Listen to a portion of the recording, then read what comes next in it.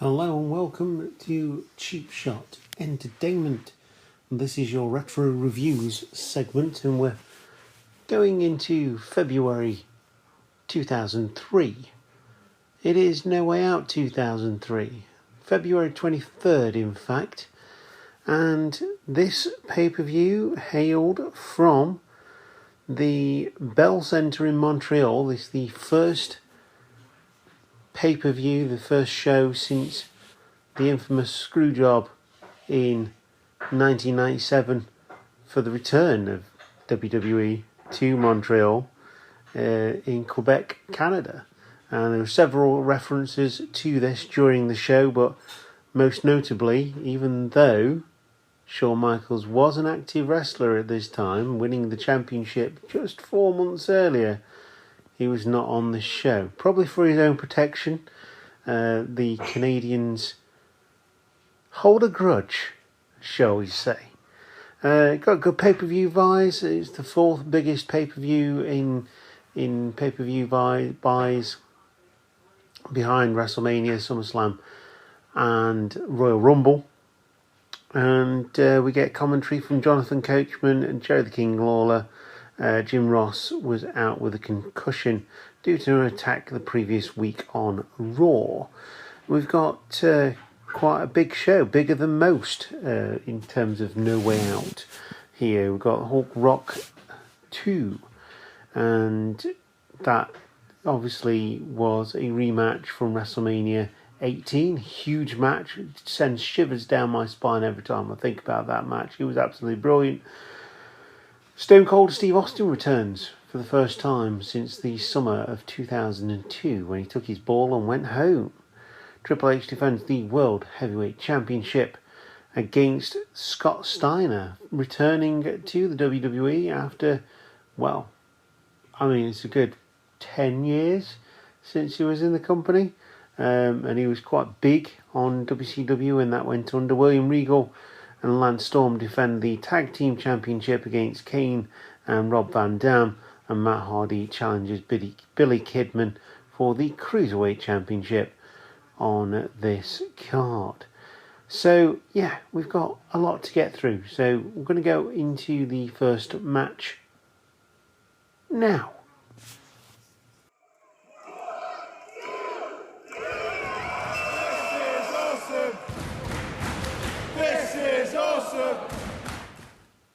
So the first match we get is Chris Jericho versus Jeff Hardy. Two absolute veterans, and they put on a really good show here. The fight over an early advantage in this match. Chris Jericho gets overzealous, hits his head on the top of the post, and it is really easy to do, believe me. To the point where I've nearly done it a couple of times in training with Aspire Wrestling Alliance. Follow them on Facebook. And so Jericho slightly busted open. Jeff Hardy goes for a high-flying move, hits the first one, disappears round the other side of the ring, tries the walk across the barricade. Jericho ducks this. Jeff Hardy misses, and Jericho pancakes him into the steel steps, and the tide turns there. Jericho all the way through on top of Jeff Hardy. Jeff Hardy has a mini comeback, and the crowd here is absolutely raucous. Remember, we're in Montreal, Canada, so they are going to be cheering for Chris Jericho, and cheer for Chris Jericho they do indeed. Because every time Jeff Hardy does something, he even hits the reverse twist of fate on Jericho and goes to the top. Usually gets a big pop. Not this time. They were booing the face paint off of Jeff Hardy on this one. Jeff Hardy ultimately misses. Jericho hits the line salt to a raucous applause. Jeff Hardy kicks out to a raucous amount of boos. And we continue the match. The match would finish with Jericho using the walls of Jericho, quite apt really for the first match back in Montreal, a submission by a Canadian on an American. Turnabout is fair play, as they would say. And that is your lot. Jeff Hardy taps out. I'm going to give this a really good score, actually, for an opening match, especially one that, we're on the road to WrestleMania 19. Great show that was as well. And it's usually quite difficult to see how the pay-per-view between Royal Rumble and WrestleMania fits in, but fits in. This does very well, and I'm going to give this 3.5 cheap shots out of 5 for the actual match, because there was no interference or anything like that. It was just two guys beating the snot out of each other, telling a really good story as well, with Chris Jericho really coming down on Jeff Hardy for all the high flying that he does, needlessly sometimes, and Jericho picks up the win. After the match, Christian would come down to, again, a rapturous applause. They would start beating up Jeff Hardy, and none other than HBK would come down to make the save. Now this is where the crowd just really batters HBK. Of course, HBK, the man that saw off their Canadian hero, Bret Hart, in 1997. The first time he set foot in Montreal for WWE since 1997. Like I say, he makes the save. Gets the double DDT on Jericho and Christian. They roll out the ring, and somehow, even though HBK is getting booed, the WWE managed to make Jericho the ultimate heel and HBK the ultimate face going into their match at WrestleMania 19, which is an absolute barnstormer. Don't know how they do it, but only these two, because they are consummate professionals and know exactly how to work a crowd and how to use their characters to the best of their abilities. We then go into the back where Team Angle, Kurt Angle, Shelton Benjamin, Charlie Haas are all discussing their 6-man tag match tonight. And Kurt Angle gives them a rousing speech about how the Canadians don't have any Olympic heroes, and he'll be damned if the first time that Team Angle team up together, they're going to lose to a walking gorilla and 2 Canucks. Of course, their opponents are Benoit, Lesnar. I can't remember the third person in this match. That's really annoying. Hold on a second. But yes, it is brilliant. It's a rousing speech. Does everything that it's meant to do in terms of get the crowd on their back, and it's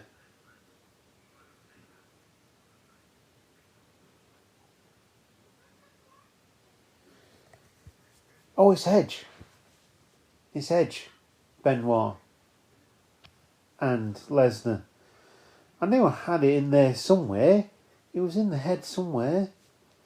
But yes, we lead up to that. So, going into the second match now. Continuing the No Way Out 2003 fun, we get Triple H and Evolution being shown arriving at the Bell Arena in their limousine. Of course, that is Triple H, Randy Orton, Ric Flair, Woo, and Batista. Just to give that little nod to what would happen by the end of the year. Steve Austin's truck is also shown parked in the background. Next match is World Tag Team Championships up for grabs, and it is Lance Storm and William Regal, the Un-Americans, versus Kane and Rob Van Dam. Noted here that Kane and Rob Van Dam do enter separately into this match, but have a chemistry between them that is it's really good, actually. Brilliant, in fact, because you've got Kane, who's the big guy, and then you've got Rob Van Dam, who does all the kicks and stuff like that. So it works. And then they're going against William Regal and Lance Storm, two technical powerhouses. So you've then got a dynamic here that is absolutely... I really enjoyed this match, I'm going to say it. You've got that contrast of styles that works really well. So this would obviously be the early days of the intertwining story of Kane being unmasked later on in the year, of course. But yeah, we get Rob Van Dam taking the onus early in this match with Lance Storm. Lance Storm would eventually tag in to Regal. Regal would continue to get beaten up by Kane. Get beaten up by RVD. Kane would then come in and perform a routine body slam. And when they slowed this down, it does look nasty. It looks like William Regal hits his head off the canvas. It is real. It does hurt, and it can cause you issues. Obviously, Regal does look like he's knocked a bit silly here, but he pulls himself together. Lance Storm gets the tag as William Regal sits on the outside trying to get his bearings. RVD would continue with some more flippy stuff after Kane would tag him in, and eventually this would backfire on him, hitting the barricades on the outside as Lance Storm would push him off the top rope onto the barricades, and this would give Lance Storm and William Regal the edge. And as it all breaks down, we have RVD trying to hit moves, got Lance Storm trying to hit moves.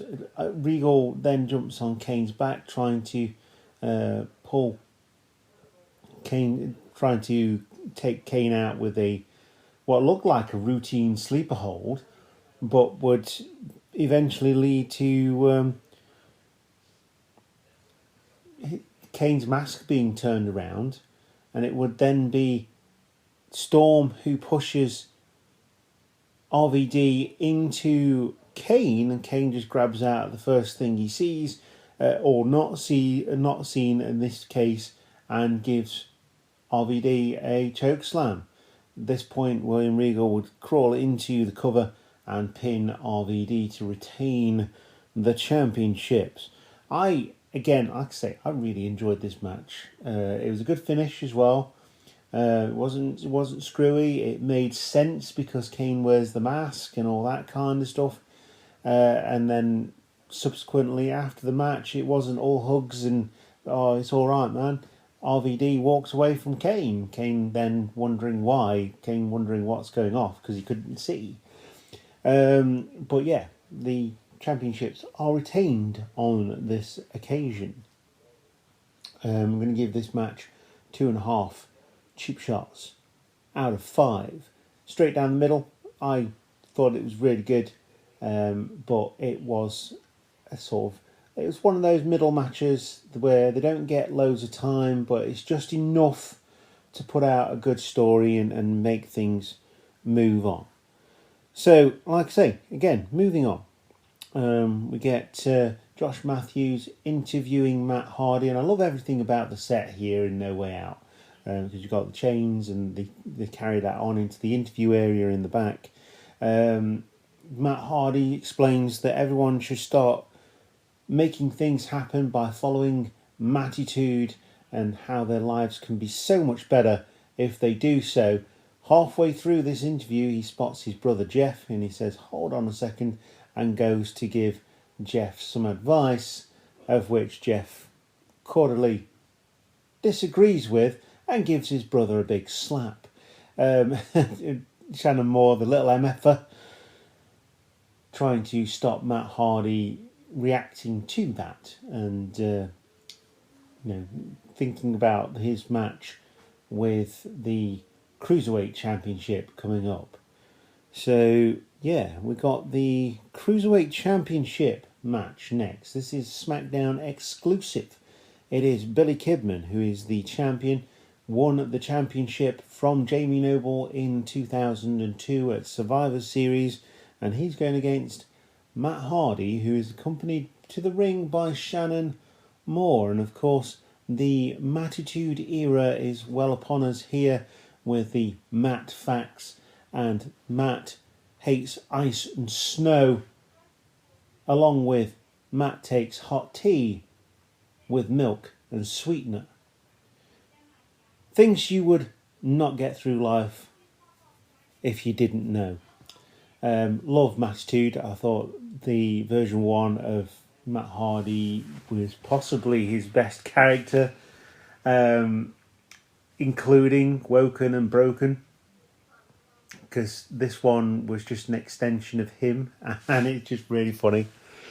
And a sign of the times as well, because you got the little graphic and everything. I always had this as my entrance as well on wrestling games, so that's just a background of that. I always found it funny back in the day, and I absolutely find it hilarious now. So, pre-match, we've got Kidman as the face, and we've got Matt Hardy as the heel, if you didn't already know. Matt Hardy worked hard to get down to the weight of 215 for the Cruiserweight division. And it does actually really come good here, because he's looking very lean. He's doing some jumping jacks. He's showing Billy Kidman that he can move about until Billy Kidman hits him with a head scissors and throws him across the ring. Looks quite nasty. Looks like it lands on his head, but he seems okay. Matt Hardy, of course, coming in with slightly more power because he's coming in from the heavyweight division, so to speak. And that pays off for him here in the long run, as well as having Shannon Moore out by ringside. Kidman is on top of most of this, and as you can expect, Shannon Moore does get involved several times throughout the match. Kidman would hit the similar move to the Dudley Dog off of Shannon Moore as he climbs up onto the apron, using Shannon Moore as a springboard to drop Matt on his face. Near fall there. We do get Matt Hardy coming back here. Matt Hardy rolls away from the shooting star press, hits a twist of fate, and Billy Kidman kicks out. It is at this point where we get, like I say, another surprise near fall. Matt then sets him up for a top rope superplex. Billy Kidman manages to knock Matt Hardy to the floor. Shannon Moore grabs Kidman's leg as he goes for the shooting star press, and Matt Hardy sets up for a super duper twist of fate on Billy Kidman to pick up the championship here. And I've got to say, it's a different kind of cruiserweight match, but it's still a good cruiserweight match. Really good. Really enjoyed this one, and had a time of around about 9.5 minutes. Again, really good match, and there's nothing I can say bad about this one. Even the interference from Shannon Moore was well timed and needed to get the finish. It was all leading up to Matt picking up the championship because of how much story they put into him making the weight in the first place. And we get a new champion here. So I'm going to give this one 3 cheap shots out of 5. Not quite as good as the first match, a little bit better than the second match, but straight down the middle again. Again, props to Billy Kidman, brilliant in telling this story with Matt Hardy, and Matt Hardy just being Matt Hardy. Really, really good. And yeah, they celebrate in the ring. Matt Hardy with his little MFer, or Matitude follower, as it were. And yeah, he goes on to WrestleMania to defend the Cruiserweight Championship against Rey Mysterio at the biggest show of them all. So we get a backstage scene after this match where there's a lot of backstage segments.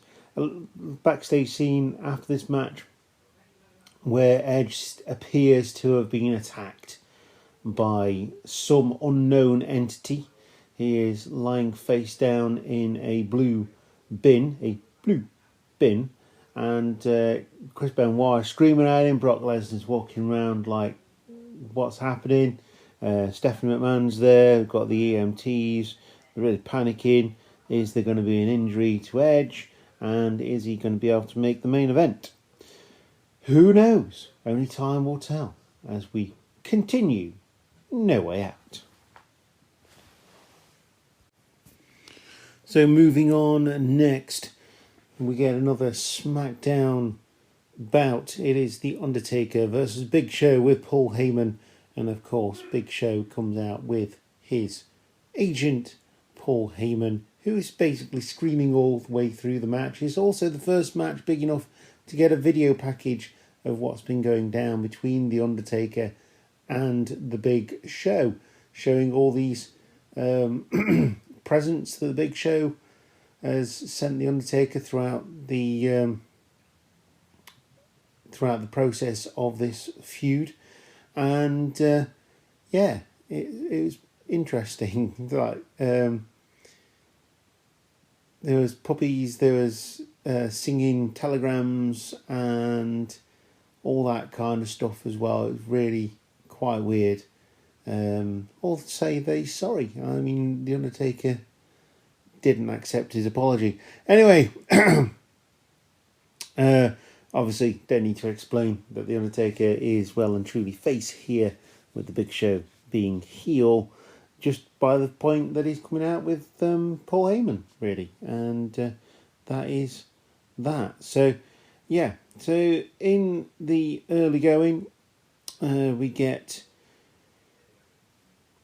drop kicks from Undertaker to try and take out Big Show early on, with Undertaker eventually shoving Big Show out of the way, and also the referee out of the way, because he just wants to get on with it and try and hit Big Show with everything to take him down. Taker goes for a slam, but Show landed on him at one point as the battle continues.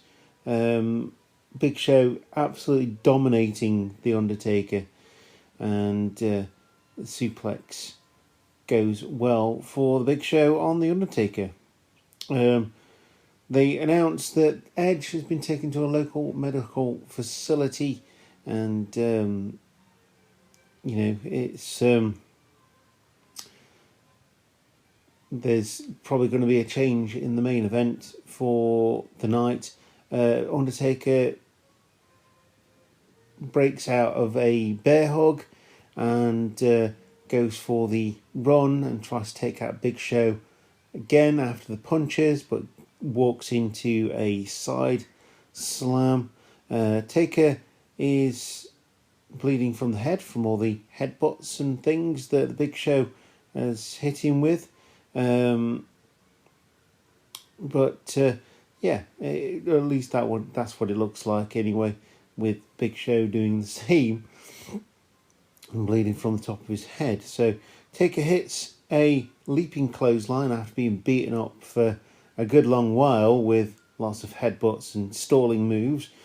Undertaker goes for the old school and hits old school, goes for the choke slam, but gets shoved out of the way, leading to the referee getting hit as well, which gives Undertaker a chance to kick Big Show squarely in the nuts for the first time and only time in this match. Goes for another chokeslam as well, but doesn't get it. Instead goes for a leaping DDT and a nice 2 count, leading to Taker calling for the last ride as if he was going to do that. Show shoves him into the ropes and hits him with a spine buster, a massive spine buster. Show goes into the turnbuckle with the snake eyes, and Big Show tries to pick up the Undertaker. So Undertaker puts him in a Dragon Sleeper as Paul Heyman is trying to distract the referee. He does get distracted. Undertaker gets distracted, tries to take out Paul Heyman, goes back to the Big Show. A-Train comes out as Taker hits the ropes. He then does a flying Undertaker plancha thingy, and absolutely brilliant. Really gets a pop from the Undertaker, this one. He hits A-Train with this, but Paul Heyman goes down as well, and gives A-Train another smack to the face as he gets up to finish the Undertaker off. Big Show goes to hit a choke slam and gets 2-1-2, and Taker takes a reversed triangle choke, otherwise known as, well, he would adapt this to become the Hell's Gate later on, but yes, a triangle choke, and Big Show passes out. Really good match, this one. Really enjoyed this one. And the finish was excellent, as you'd expect from two veterans. I'm going to take away half a cheap shot because of how much interference there was. Paul Heyman was out at ringside. That should have been it, really. There's obviously a bit that needed hitting, and A-Train perhaps didn't make his cue on time. So I don't know, but that's possible what happens. It does happen. It's live TV or live show, depending on how you are involved in wrestling. So it does happen, but yeah, you can only think that they did it the first time and it didn't work. So the second time they tried it again, and that's where the A-Train came out. So, yeah, like I say, I'm going to take away half a cheap shot for not for the botched finish. Don't like the word botch anyway, even though I do watch Botchmania and do find it quite funny. I'm going to give this one 2.5 cheap shots out of 5. It's exactly what you'd expect from these two. Big Show's looking decent here as well, showing that he is a giant and he is a force, which he wasn't able to do for a long time. So it's nice to see him be Big Show, and Undertaker's just Undertaker. Just awesome, absolutely awesome. And of course that would then lead to WrestleMania for The Undertaker and Big Show and A-Train and an unknown source as well. So we move on now to the next match.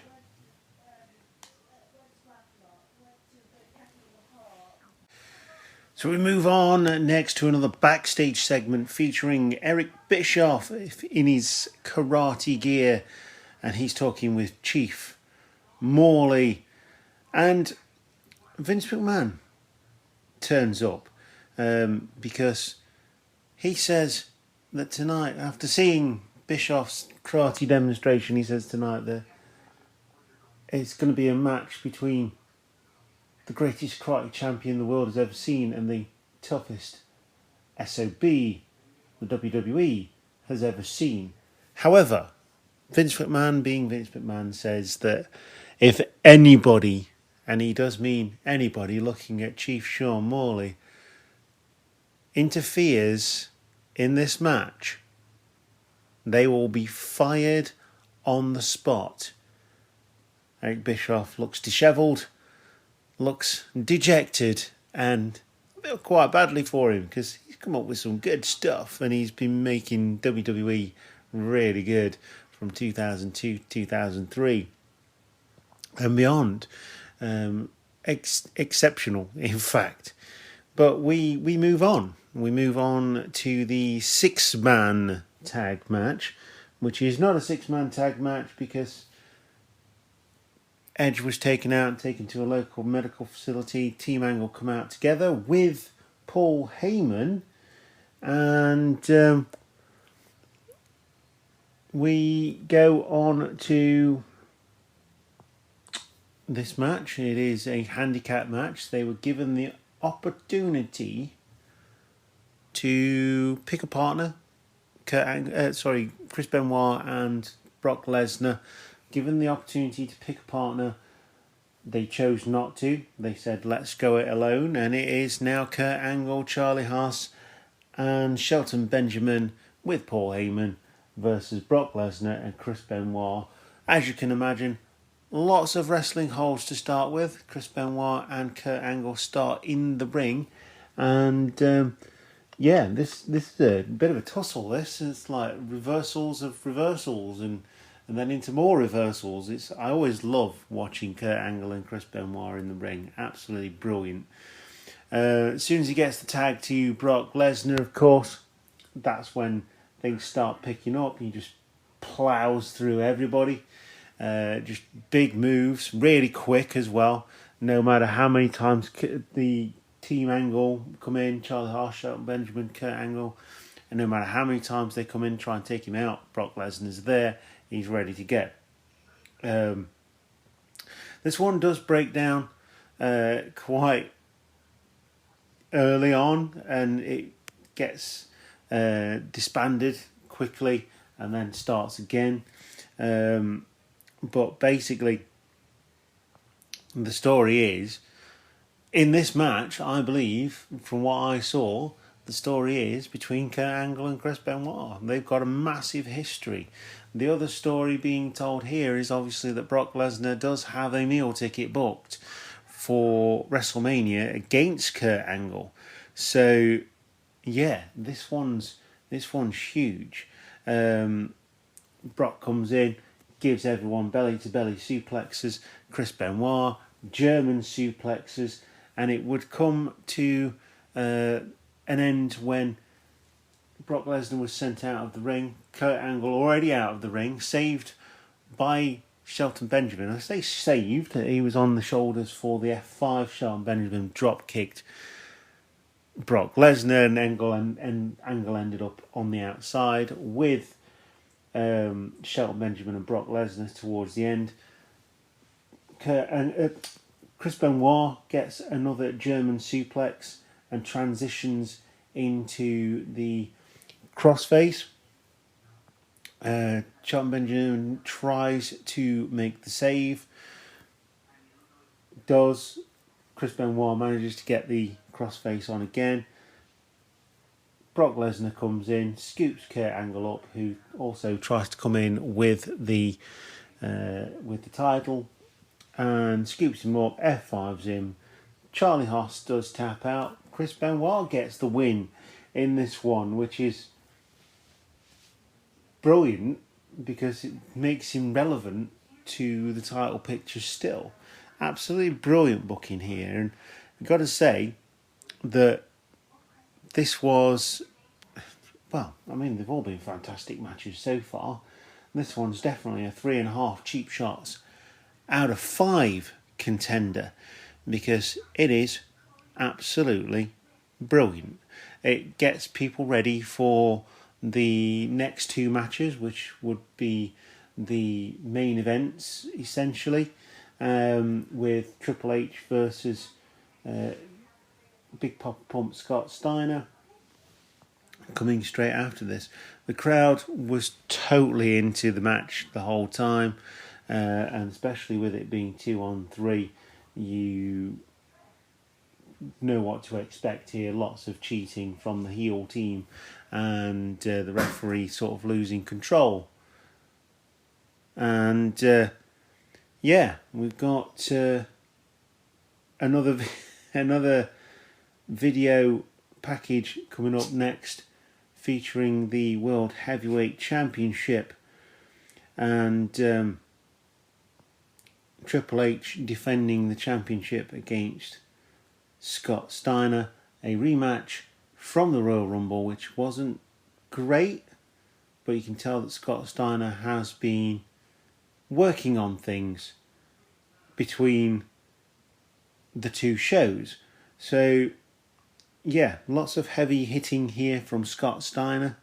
Triple H comes from the back with Ric Flair. Nowhere to be seen are the other two members of Evolution. And Triple H's got the bandage around his thigh, so that ultimately would be a target for Scott Steiner. He does sit back in the Steiner recliner. There's lots of wooing going on.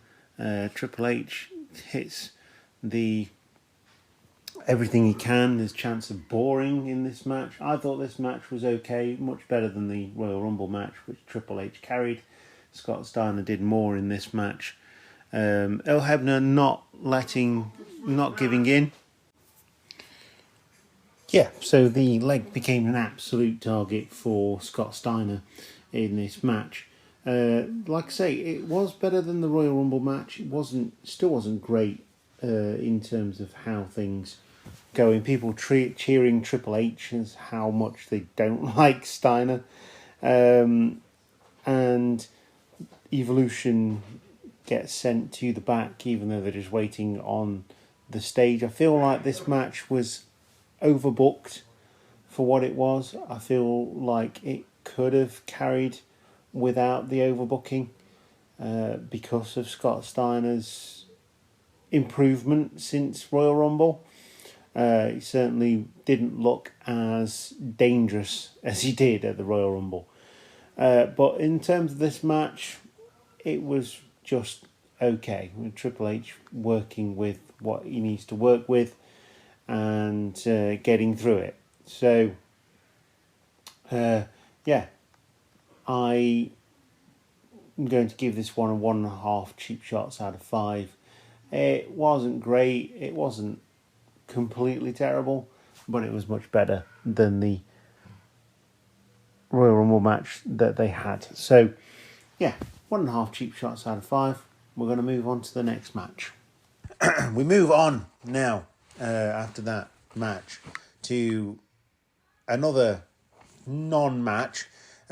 Well, I can't call the last match a non-match because it did actually involve wrestling, but this one absolutely doesn't. We see Eric Bischoff walking towards the ring in his full karate gear, past all the superstars who are jeering and cheering him and basically saying, Austin's going to kick your ass.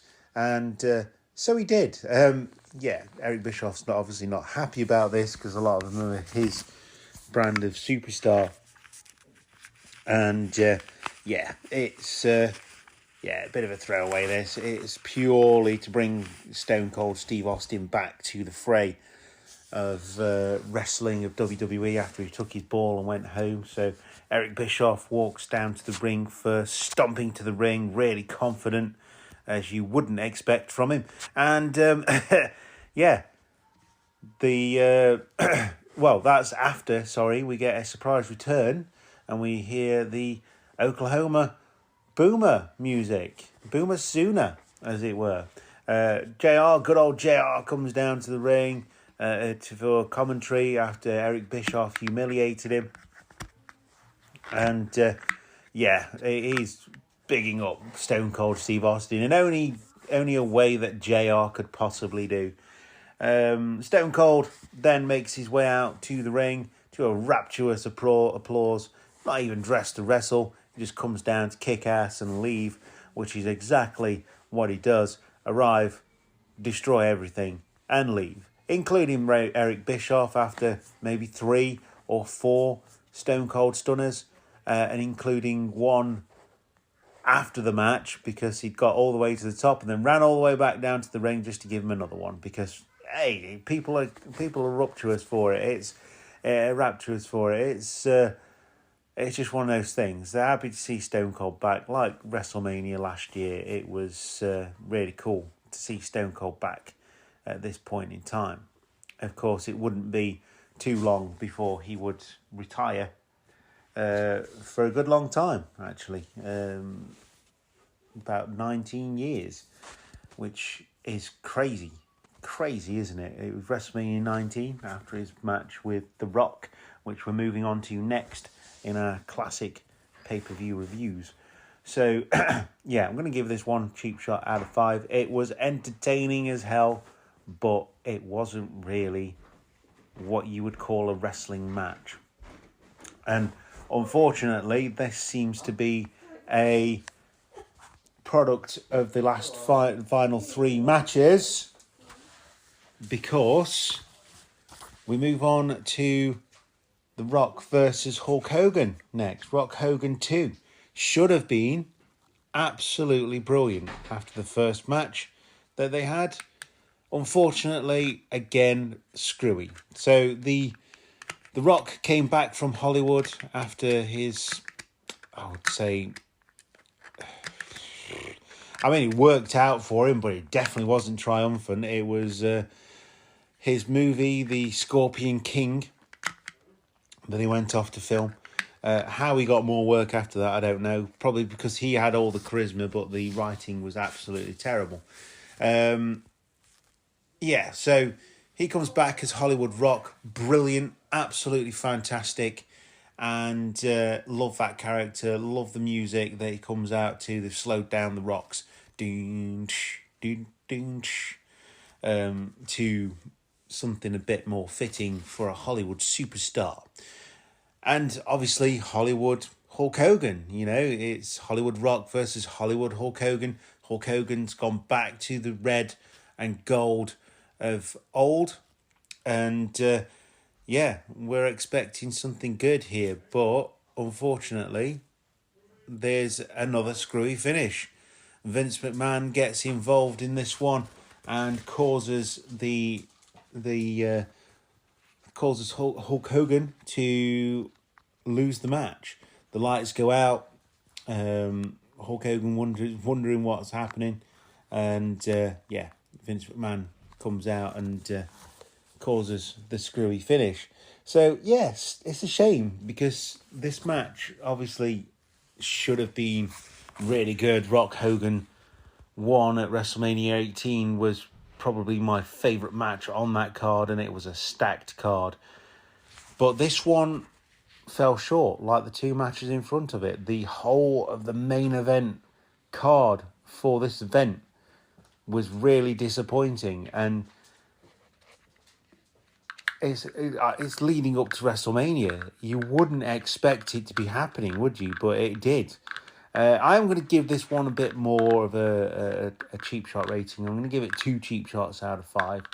Again, with the screwy finish, wasn't really a match. They were both over, but it just wasn't what it could have been. And it was all set up to start a feud between Hulk Hogan and Vince McMahon over who owned WrestleMania, who made WrestleMania, who made Hulkamania. An intriguing storyline because, they both came along at the same time, roughly. It was Hulk Hogan that main evented most, if not all, of WrestleManias that he was in up until WrestleMania 9. And then when he came back, he was semi-main event, world champion again, and he's a huge superstar. And The Rock, well, what can you say about The Rock? He's just awesome, isn't he? Doesn't matter how long he's been away, he can come back and just light the place on fire just with the start of his music. So there you go. That is No Way Out 2002. Bit of a weird pay-per-view in terms of the quality of the matches, because it was just here, there, and everywhere. It just wasn't the lead up to WrestleMania 19 that you'd want. That being said, they did make up for it at WrestleMania 19. One of my favourite pay-per-views. Turned into arc right there. One of my very favourite pay-per-views of all time. And it was the point where it started going from 3 hours to 4 hours. They started getting bigger crowds, start getting bigger venues, and that's where it started really exploding. and we're moving on to that next. So if you've watched No Way Out 2003, not 2002, 2003, recently, let me know what you thought of it, because it was indifferent for me. I still enjoyed it, as I always do with the old school reviews, but but anyway, I'm really looking forward to WrestleMania 19, because I've got some things planned to go alongside it, some podcasts with wrestlers that I work with to find out what their favourite WrestleManias are and talk about those. So check out the podcast on. It's on Spotify. Talk is Cheap, and also on Facebook. Talk is Cheap. We've got the group there as well. So and Cheap Shot Entertainment. That's where you're listening to this, and also it will be available on the podcast as well. Talk is Cheap. So that is it. We move on to WrestleMania. That will be coming on the 30th of March. So we've got a good long wait in between. Hope you enjoy all of your wrestling goodness. Go and find yourself a local show to go and watch, because you will not regret it at all. Wrestling's not just a TV show. Go and watch it. Go and support the people who put on the matches, who work tirelessly to learn their craft and do everything to keep you guys entertained. There's got to be a flow of talent from somewhere, and your local wrestling show will provide that. I've been your host, Luke. You are the Cheap Shot Nation. Thank you very much for listening. Goodbye.